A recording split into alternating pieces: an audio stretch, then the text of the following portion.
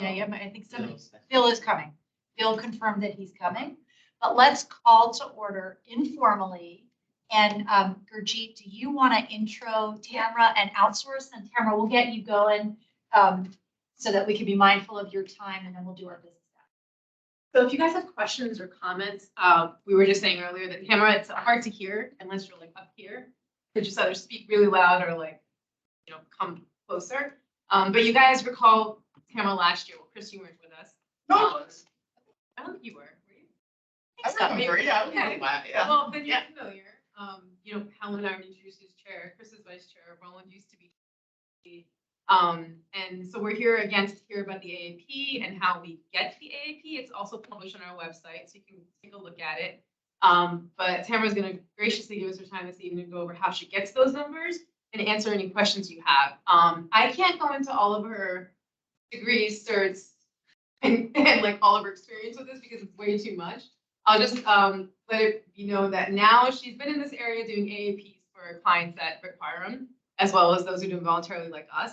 But prior to that, she was an orthopedic surgeon. So if you have any medical questions, you can tell us all about pre-existing conditions then, right?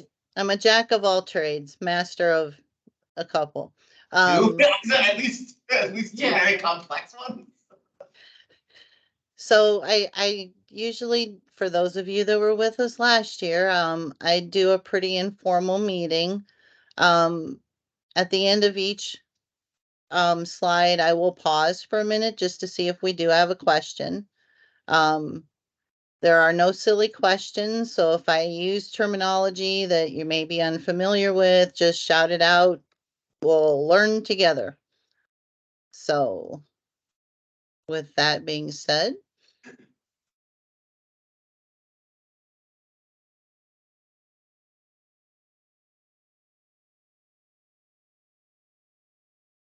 so we're going to talk a little bit about the past, present, and future. We're going to look at our results. We're going to talk a little bit about compliant hiring. And we're going to talk a little bit more about it from your perspective as opposed to an implementation person. So some of the things that Gurjeet and I discuss, or I discuss with other clients who are looking at it from an AAP only federal contractor kind of status. We're going to talk a little bit more from a DE&I perspective and then open it up for questions. But like I said, questions are welcome throughout. In the past, this is prior to last year, we would get availability numbers from the 2010 census. Last year, the EEOC did release a 2014 to 2018 census tabulation, they're calling it. There were a few updates to recruiting areas. So in the state of Iowa, where I'm from, where it's very sparsely populated, they did combine some additional counties. So we did see some slight change up in some of the recruiting areas. We did see some SOC codes or occupational codes get changed last year with this new update. And then we're going to talk a little bit more about in the future, some of the things that almost everybody who hires people, whether you're a federal contractor or not, some of the big hiccups that I've seen over the years of being a consultant to HR organizations, dispositioning, recruiting processes, a review of processes, targeted outreach, and then hiring. Can I ask a question? About the change in the availability data. What did that mean for Arlington? Did that change our number? Did that increase our applicant pools or decrease it? What it did really is we, like I said, the last census that we were working off before last year was the 2010 census, which took about 4 years to get released. So by having this 2014 to 2018 change, what we did see was a slight increase in certain metropolitan areas, higher increase of minorities, just because we're looking at, 4 to 8 years later. But we also saw with this reorganization, not so much where you are but you will see some fluctuations as the demographics of your recruiting areas may not necessarily be just Arlington, but where you're recruiting from, those substantially changed. In some cases, whether it be due to demographic changes, just, normal progression, or because of that reorganization of MSAs, metropolitan statistical areas. So, in a larger population area, some of those didn't change. In, like I said, in Iowa, I know one area went from 3 counties to 6 counties just because they didn't have enough people to get a good source. So that's a good question. And then the occupational codes do affect that as well. I'll talk about that in a couple slides where how we get your availability numbers. So just a quick overview, what we run for you is a voluntary, but we are running a federally compliant AAP. So that is comprised of a quantitative analysis. We talk about designation of responsibility for the implementation, which is different because you guys are doing a voluntary.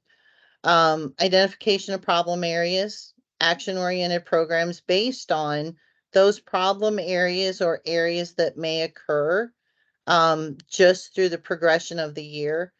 And then, the big one for everyone, federal contractor or not, documentation. And Tamara, on the federally compliant point, we're using the OFCCP standard as opposed to standard applicable to federal agencies. That would be correct, yes, OFCCP. So the availability, one of the two main things that we talk about when we give results are under areas of underutilization, where our recruiting areas are showing that we have more females or minorities than what we have in our incumbency. And then the other is disparity or adverse impact, where it may based on numbers. All of this is based on numbers.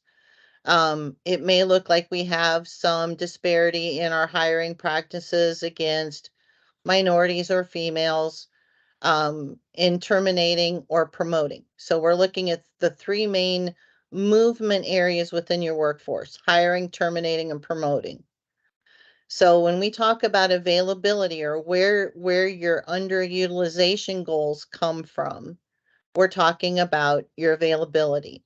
So in this case, we're looking at your job group 1.11, which is your assistant county manager, chief environmental officers. 95% of the time, we would recruit from the outside.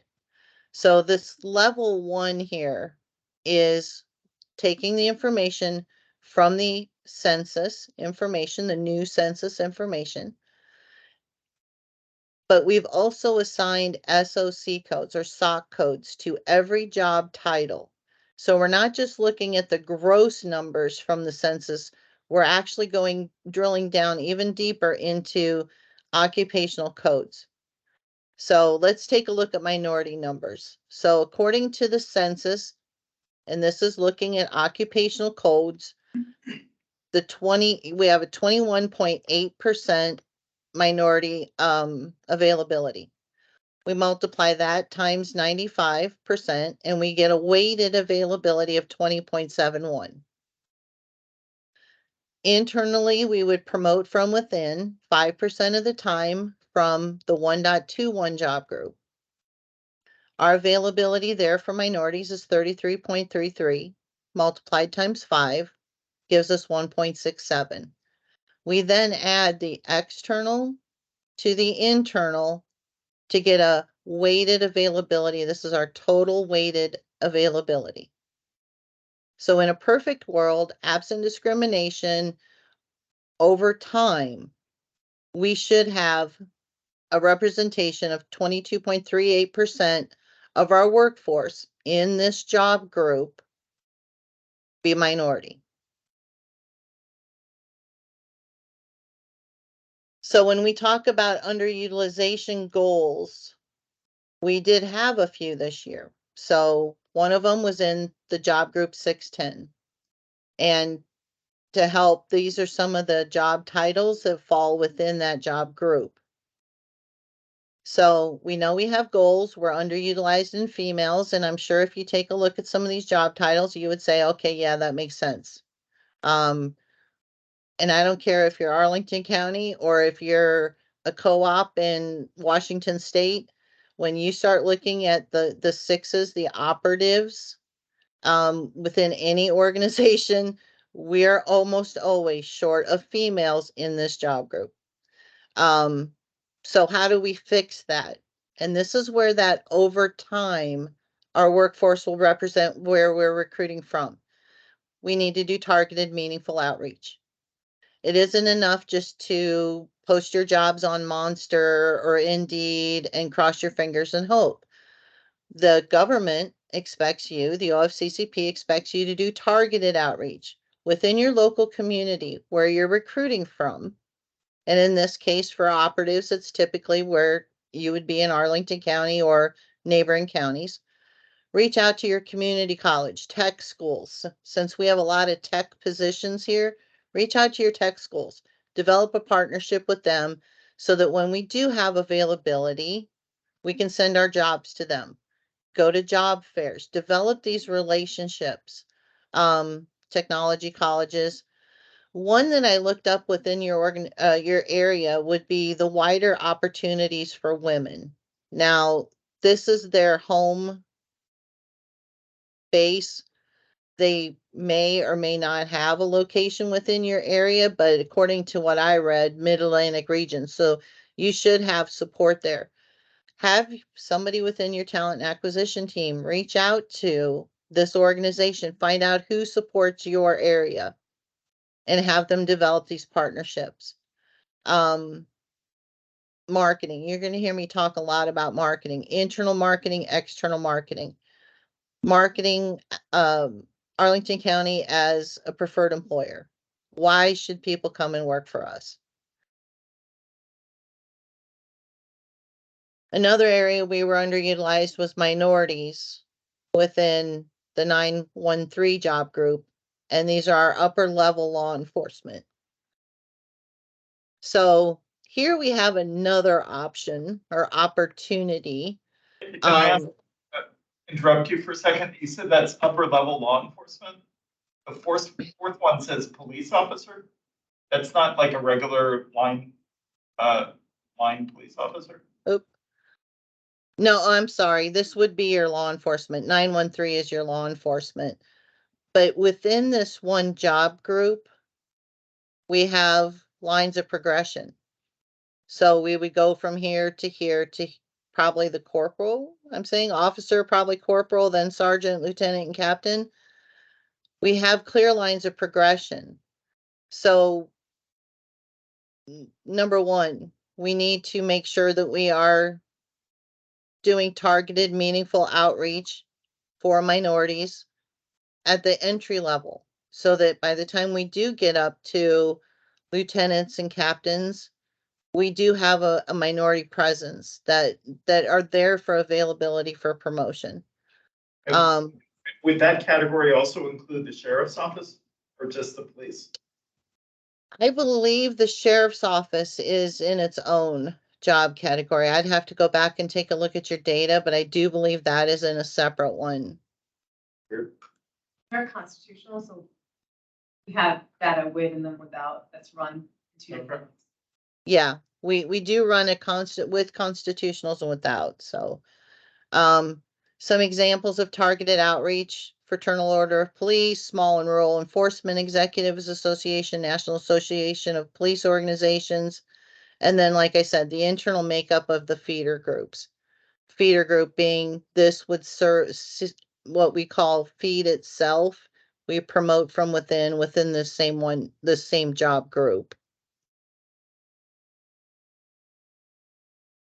So now we're going to talk a little bit about adverse impact, and it's the result of inequity in any personnel activity. And that's, like I said, hiring, terminating, or promoting. When the rate of selection for women or minorities is less than 80% of the selection rate for men or non-minorities. And it is typically the greatest potential liability. From a federal OFCCP standpoint, there's a lot of liability there as far as they can't bid on contracts. Your liability would be different. But it's where we see the biggest liability issues. And 9 times out of 10, it isn't because we've done anything wrong in our selection process. We have not documented our processes well enough. Either we don't have definitive processes, they aren't being followed, or we're not documenting why certain applicants weren't selected. And Tamara, the question around documentation, I know you've been with the county now, this is the second year, right? Or third year? No, third year. I think we're going into we would be going into, I think, our fourth. So then from a tracking perspective, like you had that WOW organization on the technical job code. Yep. Part of your kind of year-over-year tracking, is there any mechanism to evaluate whether in fact the county did engage in more meaningful targeted outreach, and then what the corresponding increases are on the placement rates? So I would be happy to analyze those. That's a manual process. It has never been sent to me, but yes, as part of the federal compliant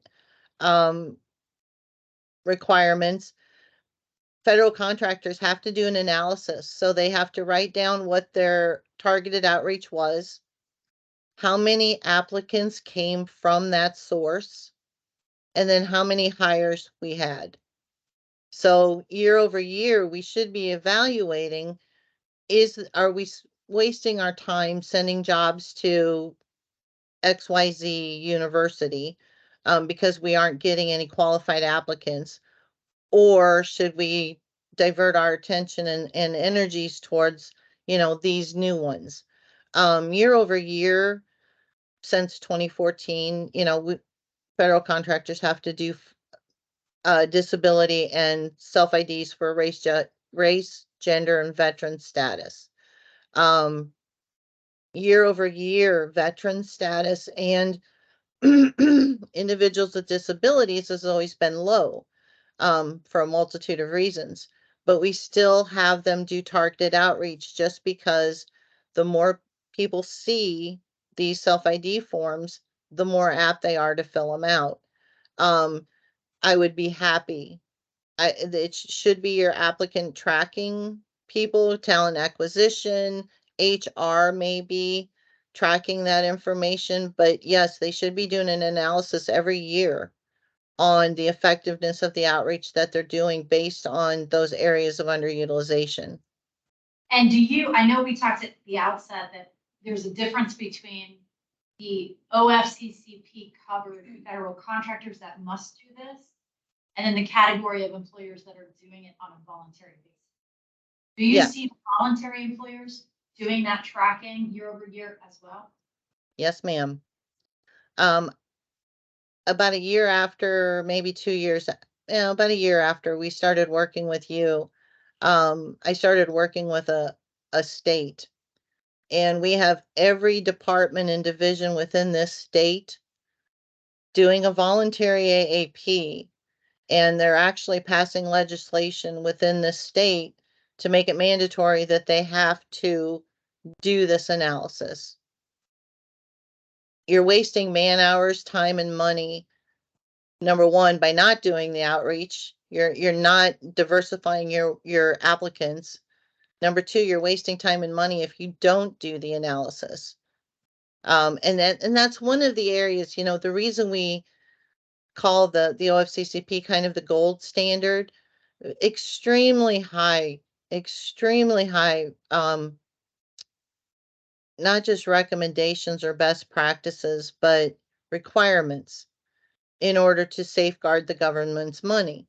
So do the targeted outreach, diversify. If you keep fishing from the same pond, you're going to keep getting the same fish. Diversify those pools. So we're going to talk a little bit now about adverse impact. And once again, I cannot stress it enough. We are only looking at numbers, okay? I'm old enough to know Paul Harvey. I don't know if anybody else is. In an audit situation, that's when we would tell the rest of the story. Based on numbers, we do have some areas of adverse impact in new hires for minorities in these two job groups, and we'll go a little bit more in depth what those are. Minorities in one job group, and this is for promotions. New hires for males in the law enforcement, that 913, and then terminations for non-minorities.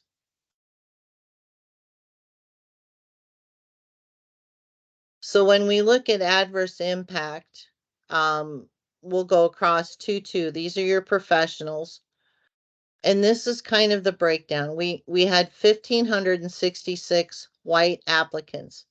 Now, another part of record keeping is dispositions. I had talked about the disposition codes. This is why an applicant falls out of the hiring process.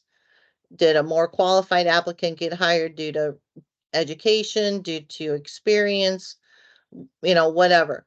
Based on those dispositions, sometimes we can eliminate applicants because they don't meet what we call the definition of an internet applicant.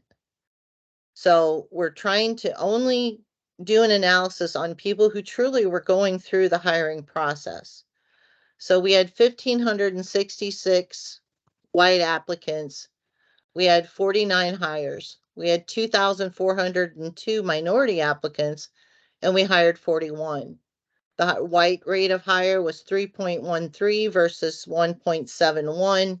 So adverse, we were off 2.96 standard deviations. Minorities were adversely impacted, roughly 13 people. But we had 123 people who did not identify a race. So then you have to go, okay, 123 people, we had 13 people that were affected. And what we're seeing is roughly 7 to 10% of applicants elect not to self-ID their race. It's slightly lower for gender because most people feel, well, my name is Tamara. They're going to know on my application that I'm a female. I'll give them my gender, but I'm not going to give them my race. So are you within the statistical probability that these were possibly minorities that just chose not to identify? Yes. In this case, though, 5-9, which is administrative, 2-2 is your professionals, 5-9 is your administrative, 618 versus, and we had 20 hires, 2,254 minority applicants. Do you already see an issue here where we have 4 times as many minorities applicants as non-minorities, but we only hired 10 more? So minority rate of hire was 1.33 versus 3.24 versus 1.33. Minorities were affected, roughly 9.2 people. We only had 50 that didn't identify. So if there was quote unquote homework, and I do like to assign homework, you can ask Gurjeet, I would take a look at this job group specifically and say, okay, let's take a look at these applicants. Why do we have disparity here? Even though we had 4 times as many, why is there such a huge gap in the numbers here? And then can we justify the hires that we made? Like I said, in an audit situation, we would have to turn over all of the applications and the auditor would go through and make that discernment. Because you're doing an elective AAP, there's no reason why you shouldn't be held, in my opinion, to that same level. Let's take a look at all of these applicants. Let's look at those disposition codes. If we were to do a self-audit, Could we justify the hires that we made within these job groups? Part of it could be, once again, record keeping. Part of it could be process, somebody diverted from the process. Are we making sure that every applicant is going through the same hiring process for the same job title? That's also a problem. When we look at gender, once again, now we're looking at applicants again. In the 9/12s, we had 593 male applicants. We hired 25. 129 females. We hired 2. Male rate of hire 4.22 versus 1.55 for females. Sorry, I was in the wrong line. 9/13. It's late. 375 males, 19 hires. 105 females, 11 hires. Male rate of hire 5.7, 10.48. Males were adversely impacted, roughly 4 people. Now, we did have 22 that chose not to identify. So we look at everybody, not just females, minorities, veterans, and individuals with disabilities. If we see any disparity in any of your hiring, we tag it. I'm sorry, is that the law enforcement? Yep, 9/13. So did you start to do any look behind the curtain with that one? For instance, is it possible that the women that applied to law enforcement were self-selecting as better candidates before going in the door? I So- have not, but I would be more than happy to. That's that next level. I mean, Working. I understand how the statistical analysis works, but at the end of the day, there were way more men being hired and there were way more men on the force. So that one in particular, maybe there's some sort of affirmative action being taken for less qualified women for the same position. Maybe that's a possibility, but it's not like they're getting 50% of the appointments, and in fact, they should be getting like 70% of the appointments for new slots, and yet because of what the force looks like, and yet because it's a smaller percentage under this analysis for men, that's actually being seen as a negative under this analysis, I think. Exactly. The other problem that I've seen, especially in law enforcement and some manufacturing positions with other clients, is that we have one set of physical standards for males and one for females. And they're not being updated regularly or revised or match a national norm. That has caused problems in some of my universities that I work with that are also doing voluntary in their law enforcement. One university that I worked with had not updated their physical standards from the early 70s. Tamara, one quick question. What's the period covered by your data? This is through the end of June last year. You guys are on a July 1st year, so we will be doing a new one, hopefully starting next month. So it's the end of June 2022. Correct. And the reason why I brought that up is the police department just put out its annual report. I mean, it just came out, I think, today, in the last day or so. And if you look at the statistics there, they seem to be better than what you're showing right now, so far as recruitment and indeed hiring of minorities and women. But for And this, we'll, Yeah, like I said, you guys are on a July 1st plan year. As soon as we get your data, we have your reports turned around, usually within 2 to 3 weeks. Then we have to do the narrative, which we've streamlined that process, Gurjeet and I, over the years to make it, because you guys have a very specific narrative, because you're not a federal contractor. So we should hopefully, depending on when we get your data from the HR department, I'm hoping, we have it by the end of July, so that hopefully we can get this turned around and have new results by August, September. And one of the hurdles that in the past has existed in the hiring of police officers is the education requirement. Were you, in reviewing all of the data, do you still see the education requirement as any sort of impediment? To be honest, I don't ever see that as a part of the data that is submitted by HR. A lot of the questions that you're asking, I work directly with Gurjeet, not HR, and maybe Gurjeet can go a little bit deeper into that area. As far as a process, Roland, I don't know if this is probably not gonna answer your question. Feel free to repeat it so I can understand what you're saying. But all the data goes directly from HR encrypted to Tamara. I don't see it. As far as the degrees, I think a long time ago, Tamara, when we first started working with you, we had talked about like background and education and how are people being picked and degrees. And I think one of the challenges there at that time, we were told by HR was that a lot of this was paper, all in paper files. It'll be going through and looking through who had a degree and all. That's what I recollect. So I don't know if they're not getting the degree information. I imagine that's why, because it's not in a format that they can send it over to you.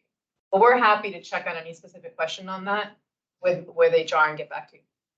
And I think maybe expand, because I remember last year there were, I think, reasonable follow-up questions around practices and that are completely unrelated to the analysis, that are related to HR practices in the county. And so I think it would be interesting, whether in this cycle or a future cycle, actually have relevant HR components. Because I know the police department's in-house there. And there's, I think, systems division or whatever they call it. But I would love, I don't think it's Tamara's responsibility or part of her contract to do some of the deep dive on like why has this happened, so much as that it is happening. And I think it would be useful to hear from the HR department and the reaction to the findings, and maybe to help us understand what might be happening in these categories. Because in Tamara's case, I know there's only so much data that you receive, and it's not even your office's responsibility to provide some responses to some of the data. I would love to see that, or I'd love to have that happen, or at least make the offer. They can, Well, and there has been a slight kind of disconnect from HR. Some of the deeper dives that I typically, when I see a problem area that I have discussions with my other clients, I am able to go a little bit deeper, or at least ask the questions, hey, let's take a look at this. Let's take a look at this. Well, this is a good example here, terminations. So we're just solely looking at numbers here. We had 66 white employees, 13 terminations, 49 minority employees, 3 terminations. Non-minorities appears to be adversely impacted. But when we're talking about terminations, the analysis is looking at voluntary and involuntary.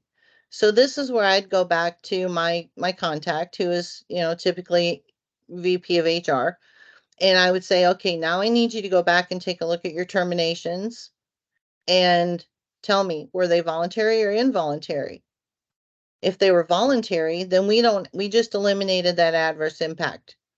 And that's when we would have another discussion about Are we doing stay interviews? Are we doing, you know, mid-year, or do we have an opportunity for our current employees to tell us, you know, changes that they'd like to see or have input, you know, so that we can correct the problem before our employees leave. So, you know, there are things that best practices that we can, discussions we can have. And I'm going to recommend something at the end of this presentation that may help our current situation so that you could better utilize me.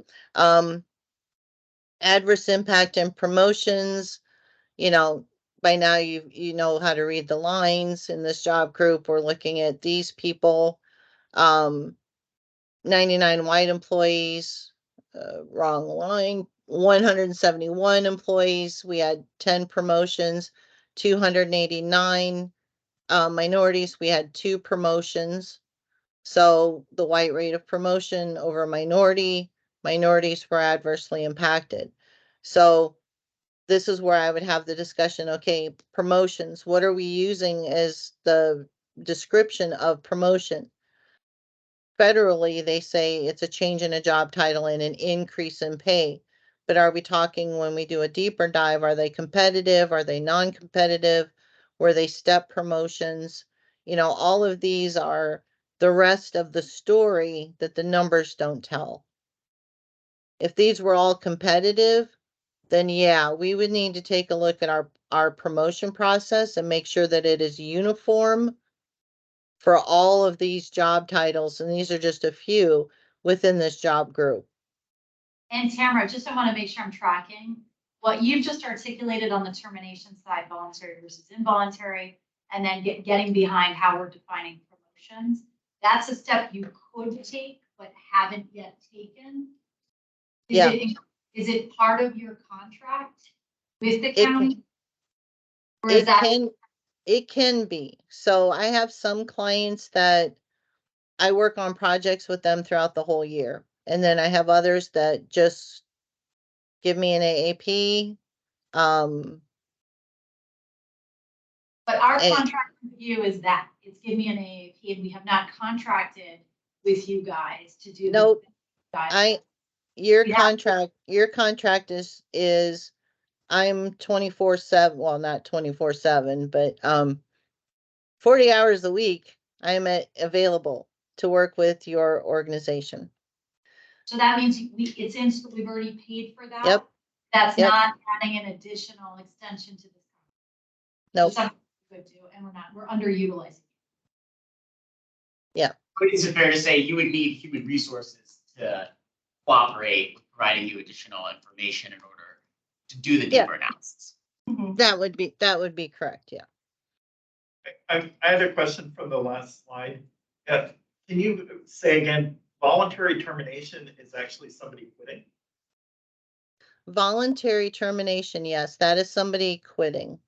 No, I've never heard that term. Yeah, it's so I used to work for a government contractor, and it's just a bit like, yeah, it's termination is just the end of employment, but it can be you choose to or you've been fired. It's a dumb. But if you don't take, I mean, without that distinction, this issue is irrelevant almost. Totally. But then you, like we did, we at my organization, we tagged every type of termination because we were a so we knew that we would want to be able to answer the question: was this someone who resigned, or was it someone who was laid off, let go, or fired for cause? But that's you know that was one step into our HR system. Yeah. That you had to go. And several of my clients do provide me that information. So we run the analysis as an combined, and then we come back and say, but I've looked at your data and you had five, in this case, non-minority or white employees who voluntarily quit.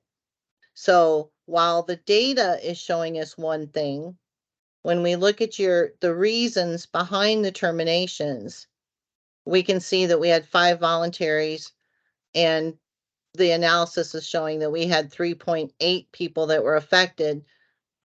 5 is greater than 3.8, so we know that we just eliminated on paper by telling the rest of the story, that adverse impact or disparity. Is one recommendation for next year on this point actually to get the specific data on voluntary versus involuntary? Is that something that we could? Recommend. We put it on the data template. As much information as you can provide, the more helpful our recommendations will be. So the reports are one thing, but then we give our follow-up recommendations. So Or you're prob- asking, sorry. Yeah. You're Yeah. asking for it, or at least you're providing an opportunity for it to be provided to you, and the choice is being made not to provide it. That would- Not that would be- yeah.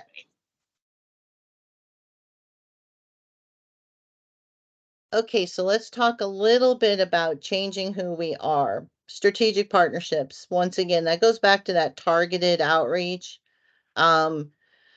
Everybody, in my opinion, from your hiring managers to your brand new employee that started today, is an opportunity for us to network in the community, organizations, and that's part of that whole, let's be an employer of choice. External marketing, employer of choice campaigns, feature your employees in newsletters. Anything you do within the community makes you an employer of choice. And there's a lot of opportunities from day one of, well, actually it starts from the application process. A lot of how people feel about working at your organization starts from their first experience, and that starts as an applicant. Day one, what are we doing to make our people feel welcome? Which also in turn reflects in our terminations. We may reduce our turnover if people just feel welcomed. Can they come to work as themselves?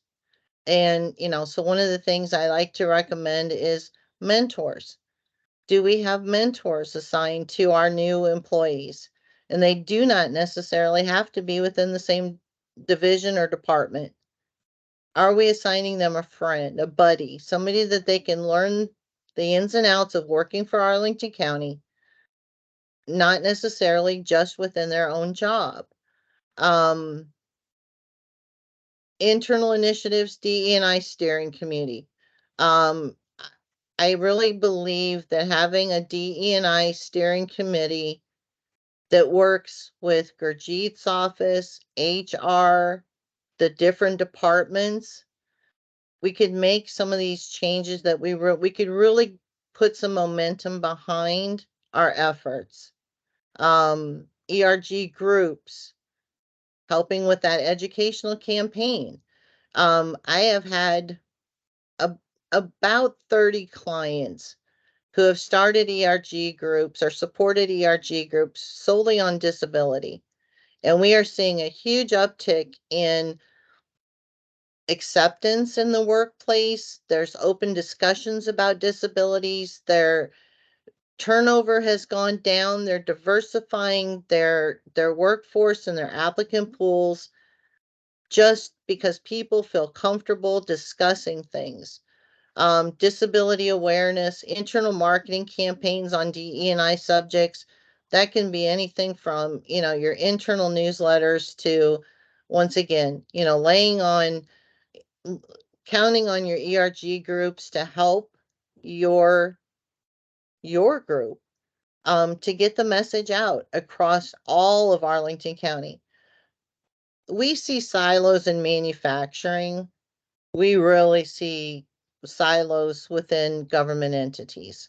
Colleges are another one where we have some serious silos, and it's hard to get everybody to work and pull together.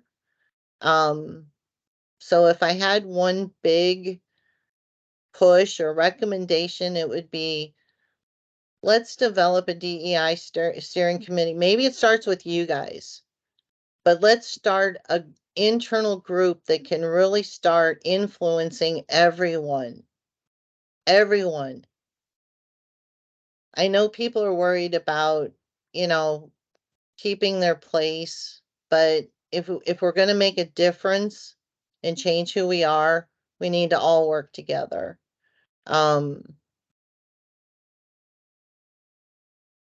Inconsistent hiring processes, unconscious bias, and consistent documentation. These are things that I harp on every year. It happens with every client. Doing training isn't enough. And this is where training your hiring managers about the processes, reviewing our processes, unconscious bias training. We have it, but how are we, where do they, what do we do with it once they leave that training room? Are we doing any kind of follow-up? And this is where having a committee or, more manpower to focus on how is law enforcement's post-training follow-up on unconscious bias the same as our maintenance or roads committees? I do a lot of training in my local community, with our town on unconscious bias. And I train them all at the same time, from the from the town administrator to our brand new waste management crews. Everybody is in there, and we have some very open and sometimes harsh discussions on implicit bias or unconscious bias in the workplace. But we've seen a change. We've really seen a change. Tamara, when you say, training isn't enough and it's the follow-up where the change is happening, like what does that follow-up look like to you? I hear your point about consistency. Everybody is getting the same degree of follow-up, but what actually is it?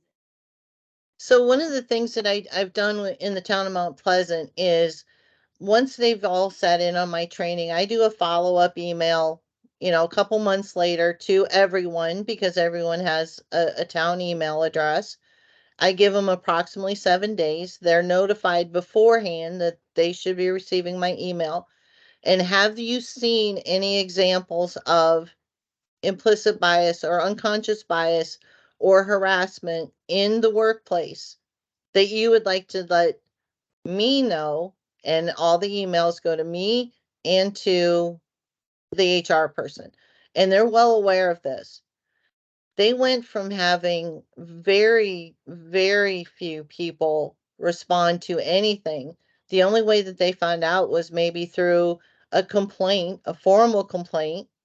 Now we're heading things off ahead of time, and they're able to share their concerns, but in an open format. The other thing that we were seeing, though, are recommendations. And to me, that is, once again, all of the employees of our town working together to make it a better place to work, to make it so that people don't want to leave, that people do want to work here, even though they could cross a bridge and make more money if they went to work for Charleston town as opposed to town of Mount Pleasant. We're seeing people work together, want to stay, want to make their workplace more inviting to people, and we're not seeing our turnover that we were seeing before. When you say about the recommendations, are you saying as part of that email, in addition to inviting people to come forward on whether they perceived unconscious bias or harassment, also in recommendations to make the workplace better? Yes, ma'am. And then, so I do a follow-up 2 months after my training. The county or the town has an open forum. They've put boxes in every location that people check in, whether they're hourly or, exempt, that they can put in recommendations there. The other thing that we've started implementing, even though we're a relatively small town, I can't tell you, I think there's maybe 1,500 people that work for our town, full and part-time, is we started implementing feedback for your peers. So you can call out a peer anonymously, and they get anything from an afternoon off to a gift card to, there's a wide variety of things, but you can, basically you're saying thank you and then it is acknowledged throughout the whole town that they post it on Nextdoor, they put it on Facebook, they put it on the website, county web or town website, that this person has been recognized. So these recognition programs are really helping too. Instead of just being an employee, you're part of a family. There's 15, 20 different things that I've done over the years as we've grown. Now I've been working with the town for 5 years, and I'm very proud of the advancement that they've done. And it doesn't matter who's sitting in the, town administrator's chair. Um, Elections come and go, but the feeling is still there. And And these recommendations that you're talking about, things that you can do to actually more substantially combat unconscious bias, have you conveyed those to Arlington as part of your so, work? yeah, some of them, Gurjeet and I discussed different things. Yeah. So some of these are things that we could work. But it needs to be not just from, we need multiple silos, in my opinion. I'm guessing it's not sufficient for just the Human Rights Office to advocate for these Yeah, changes and policies. It needs to be an all government approach. yeah, yeah. We need people from all of the departments to be there. For the first couple unconscious bias trainings that I gave, and I focus on different things. And that training is available also to you. We focused on different things, and the first couple times we may have had 50%, and our town actually pays the employee to come to sit in training. In addition to wages, you mean like there's an extra bump to go?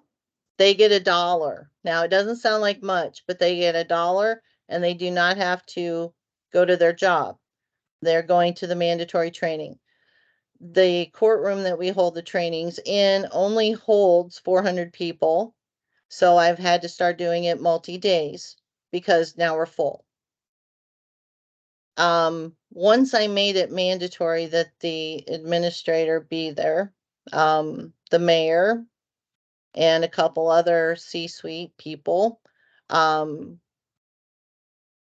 conversation started opening up, but it was done in a healthy way. It was not done in a complaint way or a negative way. They were very healthy discussions, things that needed to be said, hard things that needed to be said. And as a group, we came to some resolutions on some things. So open communication, going back to this steering committee, having a group of people, and now we have one here, that's kind of setting the goals. What are our quarterly goals? What are our annual goals? What are our biannual goals? And then tagging ERG groups to help with these campaigns. It takes a lot of people to make an effective change. We cannot have silos.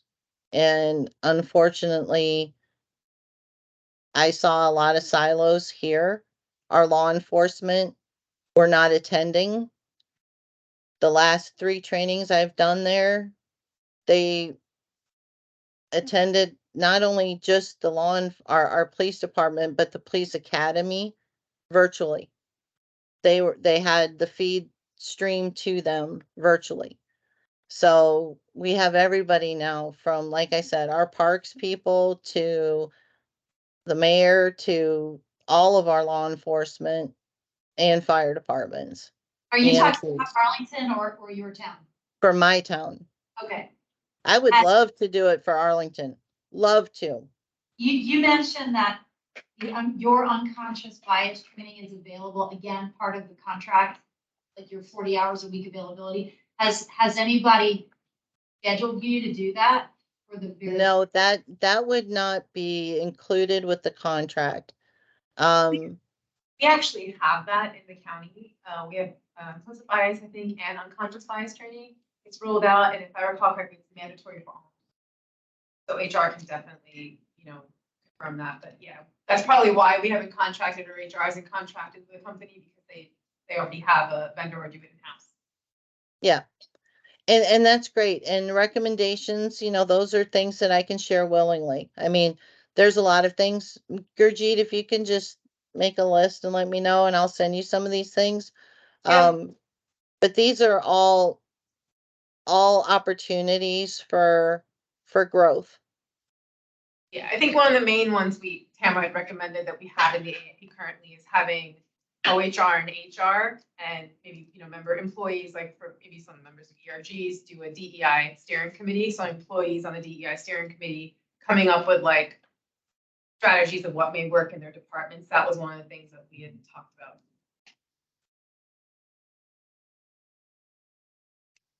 And that's basically the end of my presentation.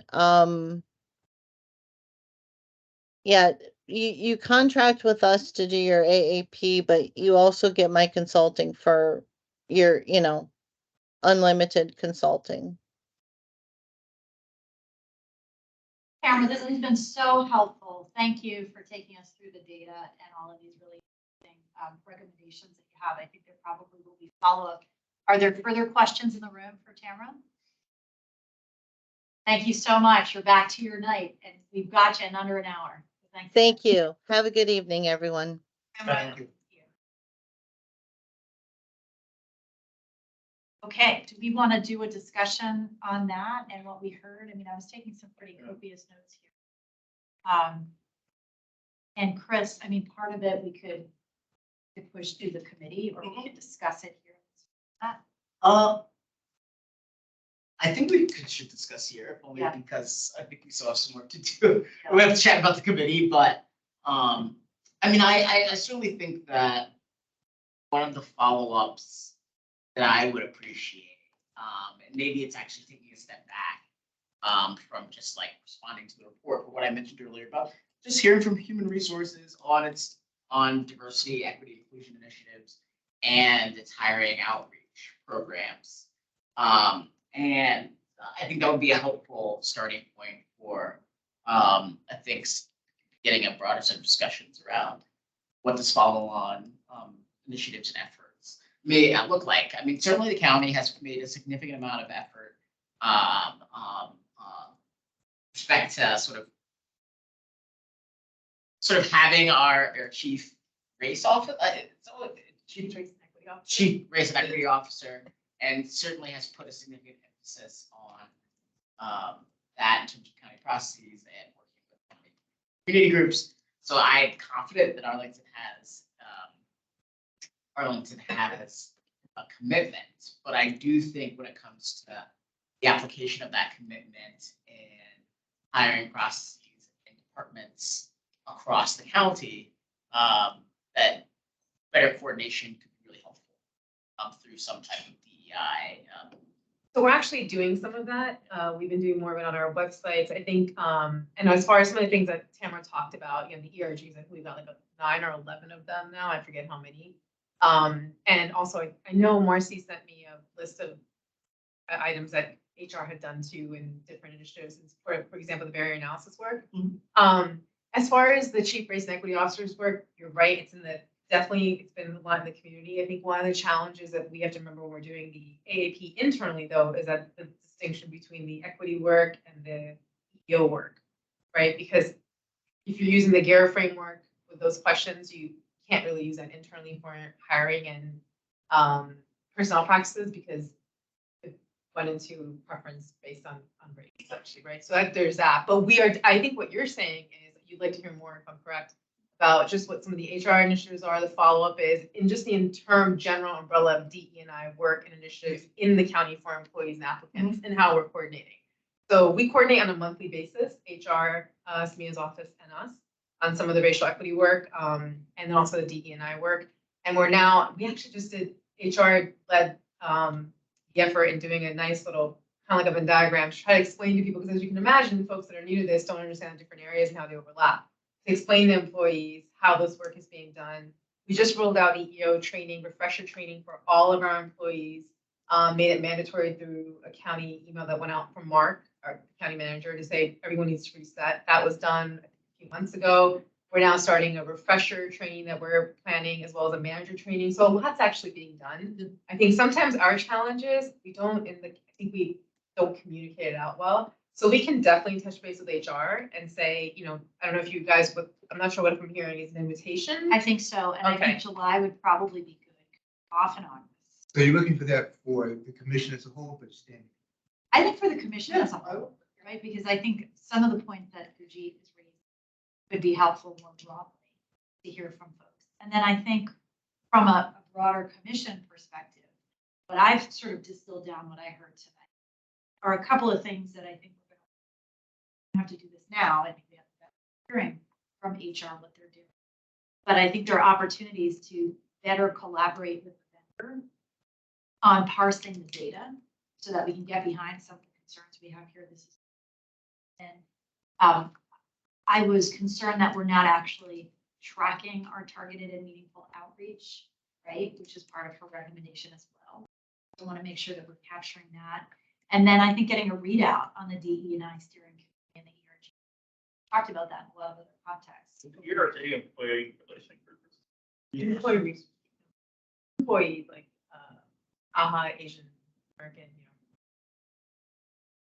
Affinity group, affinity group 6 term Right. that was used, but I think transitioned away. So one of the concerns I have is, I think we want a workforce that looks like Arlington, looks like the broader community, and that maybe we can't do this, but the job categories where there is a disproportionate number of white men and fewer women or fewer minorities, which inherently seems to be like a bad thing.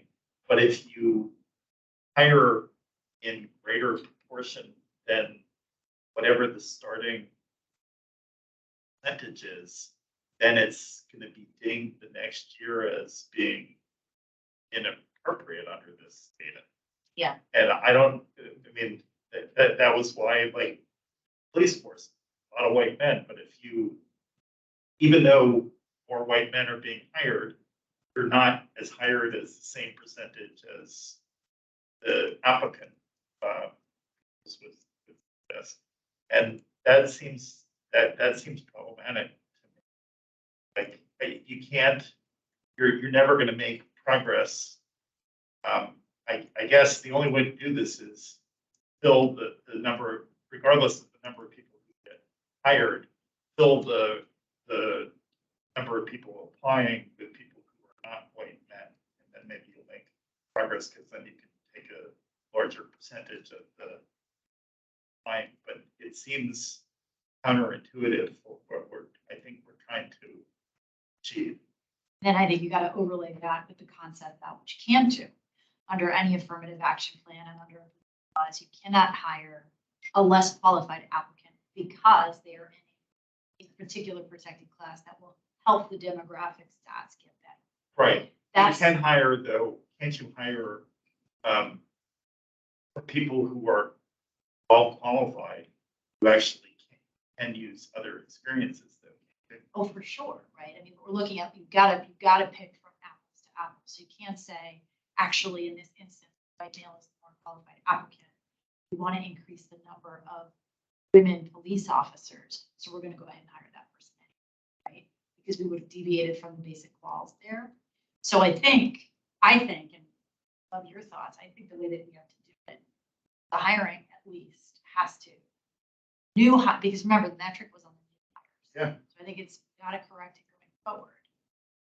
And so long as our basic qualifications were valid, and we see that there is a disproportionate adverse impact in a way that actually helps our statistics, but we're comfortable with our hiring decisions, that they were valid, like pick your risk, right? And I think you're right, that's a better risk to have. The other thing that I noticed is I don't think that there is a legal reason why we make a distinction between constitutional officers and non-constitutional.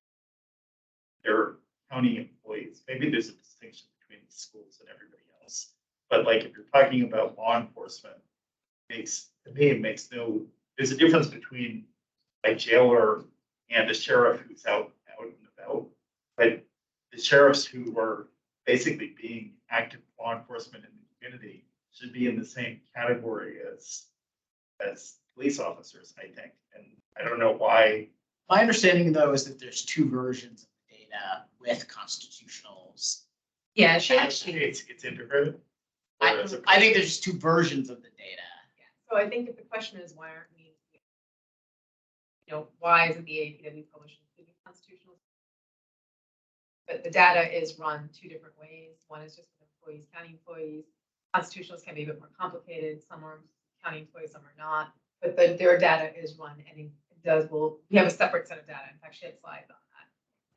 And on the AAP, I think the important number is we're looking at not necessarily the makeup of Arlington County. You're looking at the relevant labor, qualified labor pool of the positions, job category you're applying for. So if we're getting our police corporals from Chicago, and we're hiring 50% of them from Chicago, and Chicago happens to be 50% Hispanic, that's the relevant market we're looking for. Then 50% we're internally hiring. That's an entirely separate question, whether we should be looking at Chicago to begin with, which I think one of the things that might get to that is if you're doing your targeted meaningful outreach, for example, to one of those organizations you mentioned, maybe that would change where you're recruiting from and then therefore change your analysis. But the analysis isn't, let's look at Arlington County, let's look at the demographics. And I make this a point of this because, we have the dashboard and we have other things going on. So if you look at Arlington County and you say we have 50% of this, 50% of that, keep into account that 50% is kids, high school students, teachers, police officers, you have to have qualified labor pool from which you're recruiting from. That's what you're looking at. But I see your broader point about the differences in some of your concerns. So we can definitely find out why we didn't include sheriff in constitutional at the outset. I remember having a conversation 4 years ago, but she does run it, and her slides after this actually had that data. So do you go to the sheriff with that? I mean, with her recommendation? Because in the past, we have not asserted jurisdiction. And I must admit, I don't know whether it's in the statute, back and read the statute, over those constitutional officers, because they are elected independently of the county board members. The sheriff is elected independently, the court is elected independently, the treasurer, they're all elected by the people, a different political entities.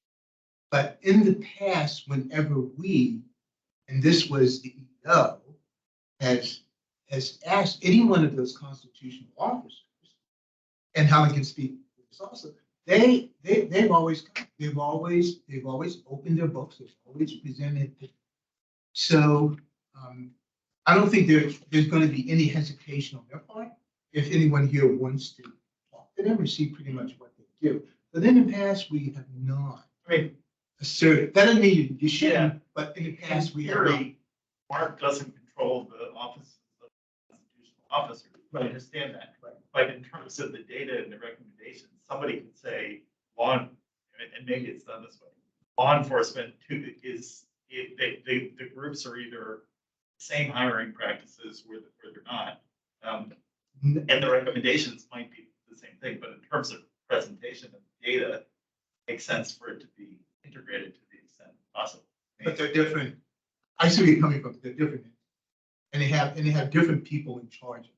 But Right. the police chief does not in any way feel obligated to report or to deal with anything to hire anything with the sheriff's office, vice versa. Yeah, but if the sheriff's office has 50% more females or minorities or whatever than the police officer, then that actually tells us something.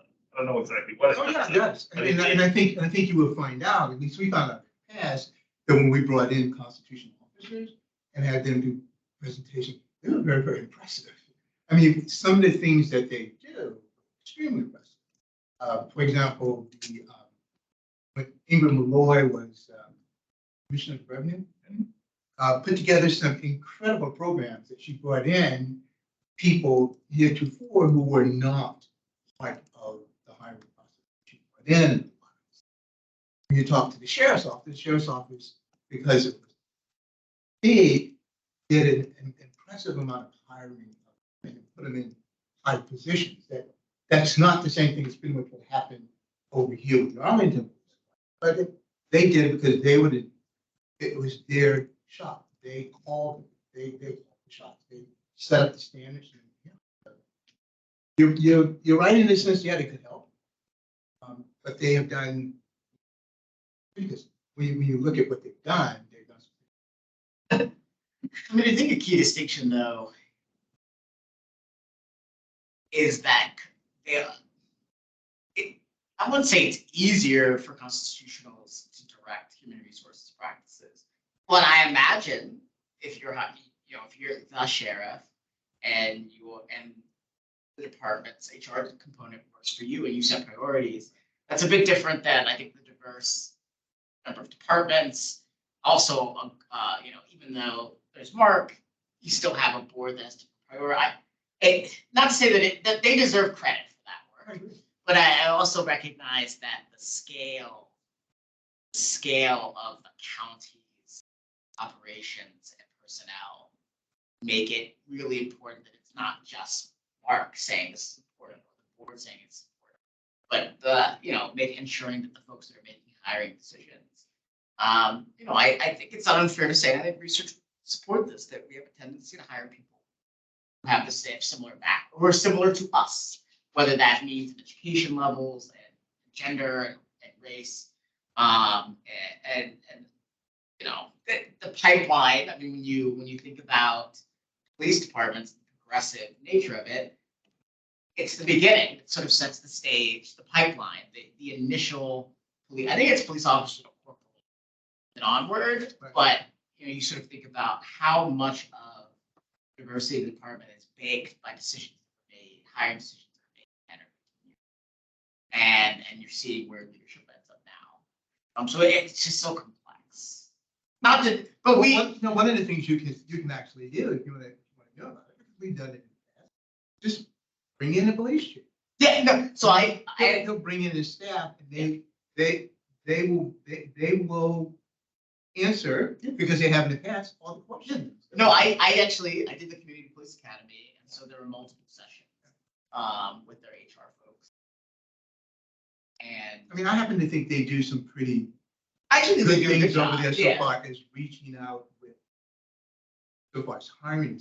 I think one of the huge problems that they've had in the past has been retention, people wanting to actually, I don't know what that is now, but people wanting to actually be promoted, because there's a huge difference if you're promoted out of a certain class, because you're not entitled to overtime and all this other stuff. So literally you're losing money because those who stay down there, kind of like the fact that they can pull more money. And that's pretty much it. So people actually not moving forward. Yeah. That may have changed. The promotion piece, yeah. Yeah, that may have changed under the police officer, but when you look at what he has done so far, and you look at the fact that he's appointed a Black woman as a deputy and everything else, I mean, he is making progress. And again, if you look at their recent recruitment from the people from the academy, I mean, and just look at the annual report, it's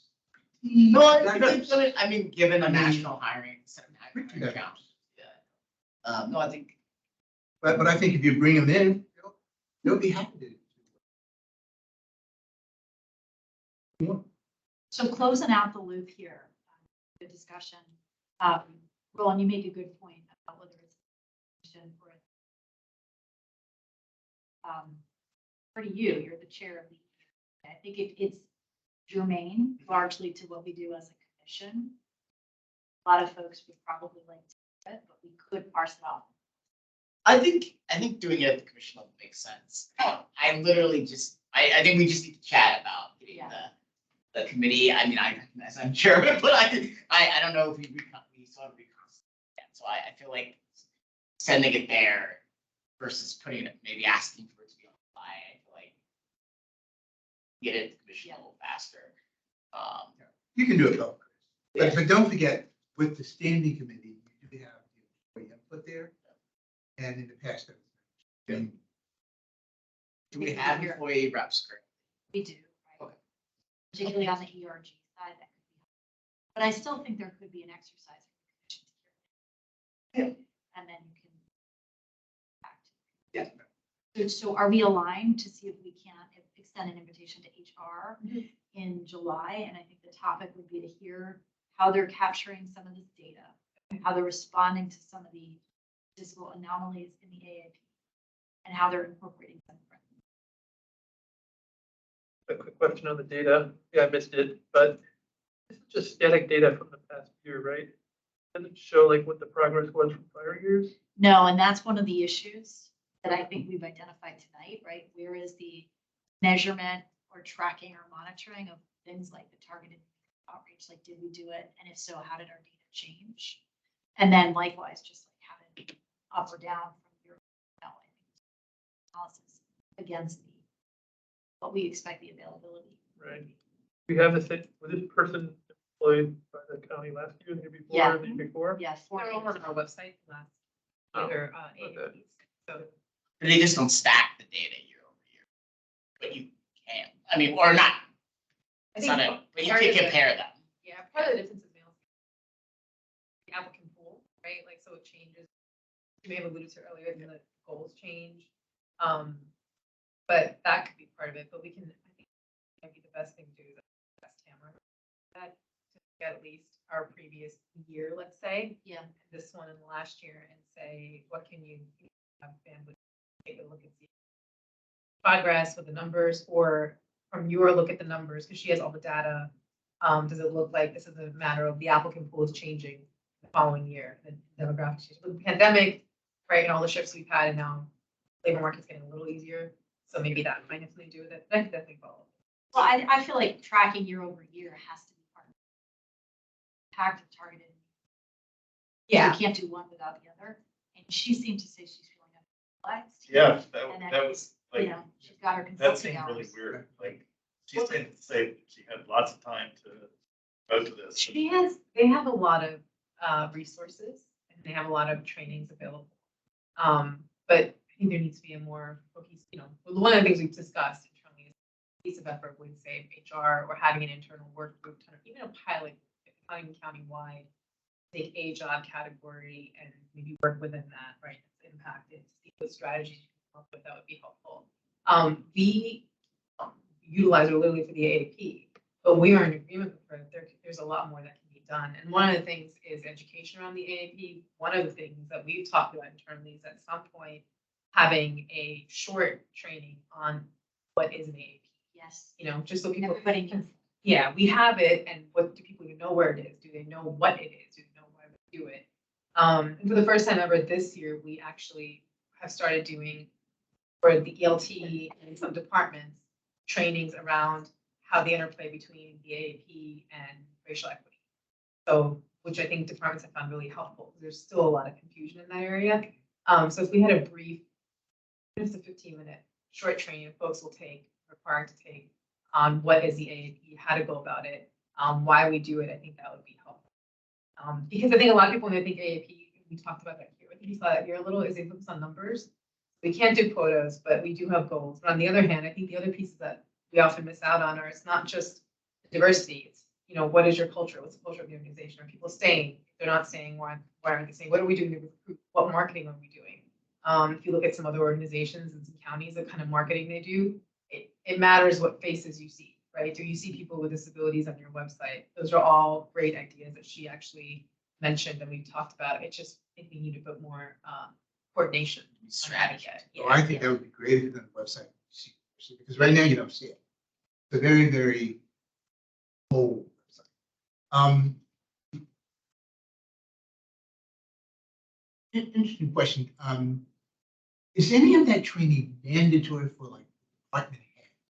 Because because I would think unbiased, unconscious bias training, I think is something that should be mandatory for senior management.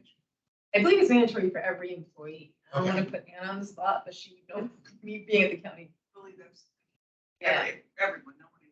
Yeah, because I'm wondering whether or not that is something that the commission should consider. Yeah. Recommending, and having something come from us, recommending that that be mandatory training for at least the department heads and your senior manager. The layer under that, or maybe even the layer under that. And some of the recommendations she had in follow-up, because Yeah. it was a really important point. The training is in it. Yeah, we can take the responsibility, but the training is there. Yeah, and I It's just think, a matter of someone coming forward and saying, we think you should make it. and if, well, I And it think, sounds like I mean, yeah, but I think this goes back to like, I think, and I'll hammer this home, like, I think HR is the next place to hear from, an overview. Yeah. Perspective where we can dig in, ask questions, and have an understanding of what we should do. But yeah, yeah, so actually, to your point, Roland, we, after the very analysis was done, we threw in a couple of questions we wanted at the end, and one of those questions our office had asked is, can you please ask employees in your surveys and focus groups, when's the last time they took it?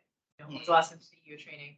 And to us, the results we got were like, okay, we need a reset. So we were really grateful that, and Mark was, of course, all supportive of it, so he actually sent out an email pushing that forward, and I think we're 8% or something on all employees. So it's definitely mandatory, and I would be very surprised if senior management.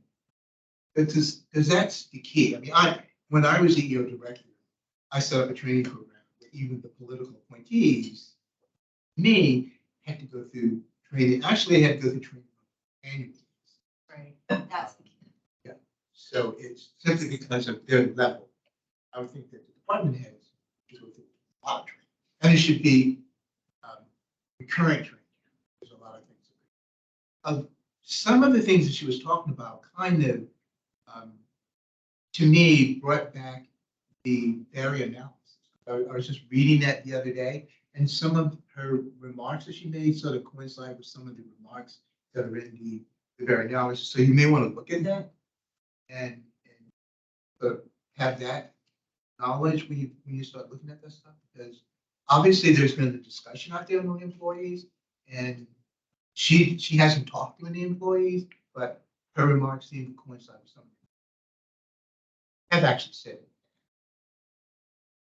And I'd say to build on your point, the prior point about the mandatory nature of training, I think that part of maybe what leads us still down, and I think we do this after we hear from HR, right?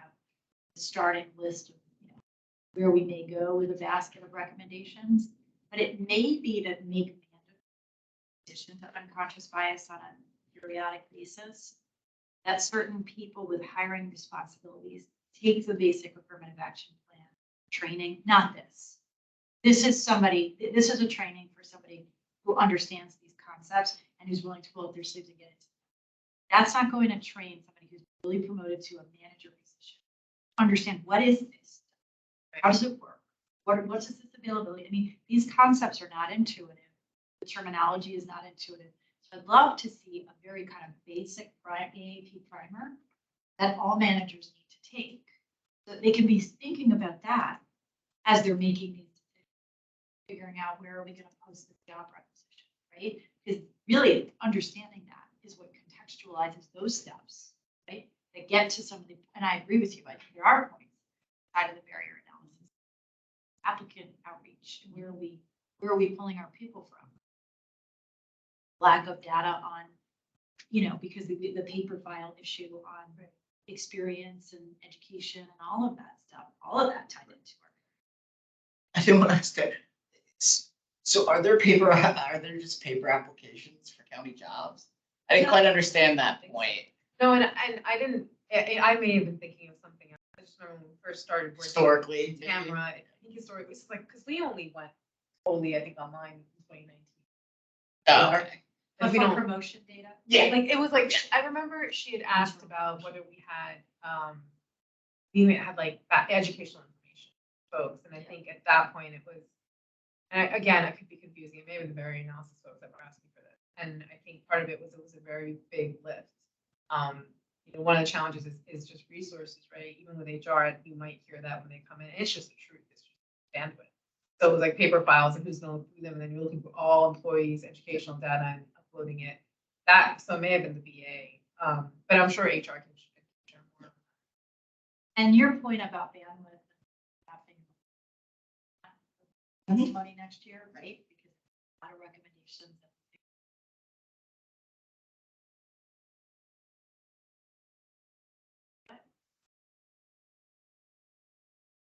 And Okay. maybe one last, I think as powerful as training can be, I think what could be more powerful in addressing some of the issues we saw, or that could be there that we should dig into, is a proper audit of the underlying employment records when there's a potential, Oh. which I know is HR, it would not be, it would need to be HR, particular job categories, right? Where, because you talked about, you need to go into the records and see why, what types of terminations were they. And it's true that you could get that from the data pool, but that's apparently not happening.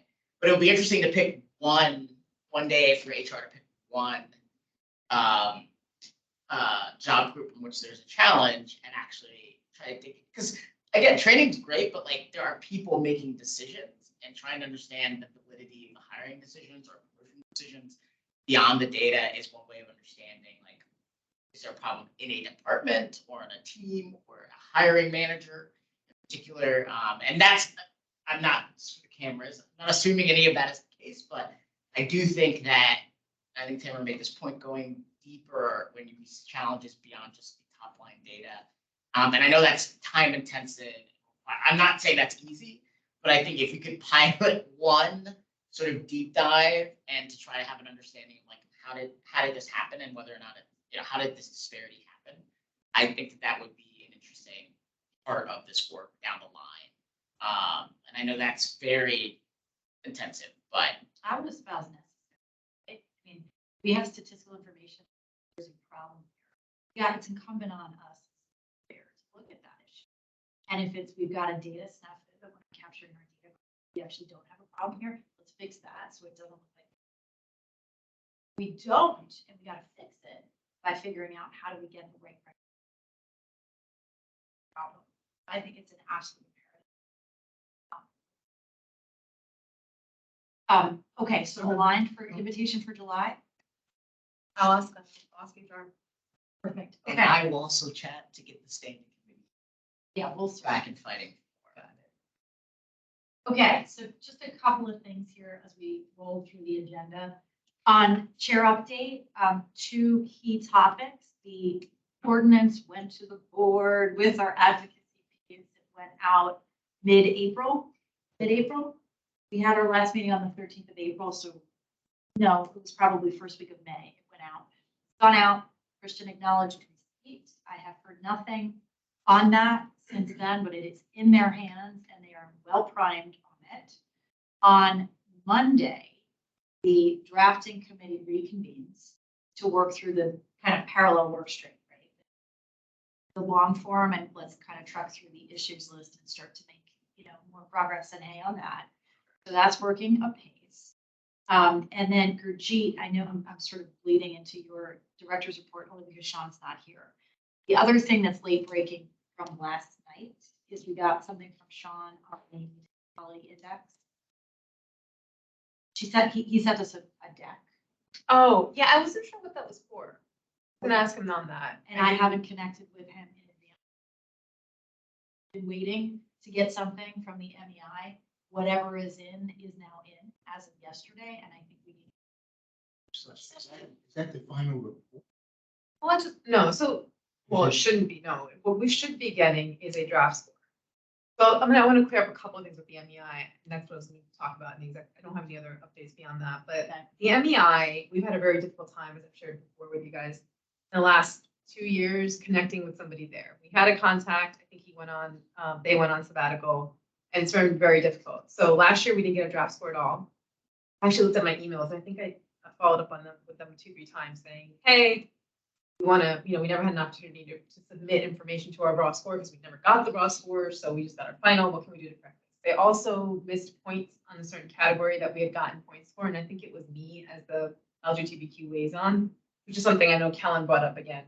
But that's on our website. I think it's on our page. It's unlisted as that. So I think they corrected that. The biggest stickler right now, it seems to be, is benefits for, I think, transgender benefits, which we've sent them, like I want to say a couple of times, but for some reason we don't keep not getting scores for them.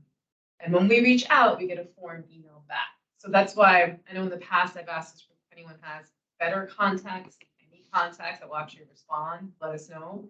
But I don't think that was a score, the draft score. If it was, that's great. If not, we're on track once again to be getting a final without a raw score, first that we can respond to.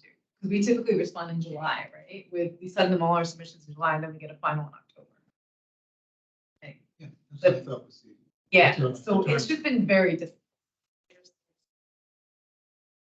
And on that, do we have any line of sight? That's been languishing up there. Which, is this the public parks spaces one that was turned into that you guys were okay with? I think where we got to with it was a statement. Yeah. A policy statement, Yeah. not really a policy, but like, hey, we're not gonna tolerate bullying. Yeah, it'd be helpful to hear. It's been, and if submissions are happening in July, it'd be good to know. I mentioned it in, the budget testimony. Yes, I mentioned it in budget testimony, but when else did I mention it? Oh, on a call with Christian about the ordinance. Do you have a draft version of that policy you made? I'll have to dig it up. And there are outside groups which are taking an interest in this, I think. Yeah. Get some. So maybe we can push that, but Gurjeet, if you could get us is in the process, then that will inform. Okay. Okay, that's all I have on share update. So I have sent around a copy of the April minutes, April meeting minutes, which we did not get to approve in May because we couldn't forum. Has everybody had a chance to review it? Any questions, concerns, or edits? Motion to approve? So move. Any opposed? All in favor? Aye. No public comments. Gurjeet, MEI covers your report. Yeah. Anything else there? Did anybody have any questions on the statistical reports that I think Anna last week? Okay, no extensions, please? No. And then members' reports, obviously, Chris, we're gonna reconvene and get EEO, standing committee. Sean is not here today. He'll give us an update on MEI. Anything else from the group? All right, that's it. So we are done at 8:35. And your next meeting is virtual. July is virtual? Yeah. Yeah, so it's virtual. Excellent. Thank you all for being here. You can have those minutes. If you check your news app,